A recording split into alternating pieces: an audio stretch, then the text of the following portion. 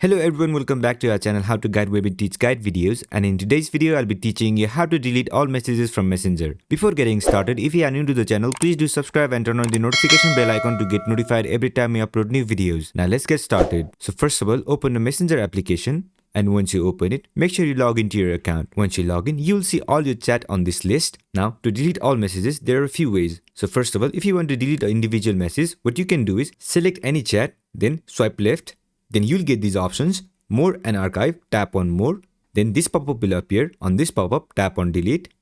And again tap on Delete. Once you tap on Delete, your entire message will be deleted. But if you have more than one messages and you want to delete all messages at once with just one click, then there is no such function. I hope Messenger will add that function later, but for now, what you can do is either you can delete your current account and create a new account for just Messenger, or you can follow the previously shown method and delete all messages one by one. You can choose any method, so this is how you do it. I hope this video was helpful, and if it was, don't forget to leave a like, comment and subscribe, and turn on the notification bell icon to get notified every time I upload new videos, and I'll catch you on the next one.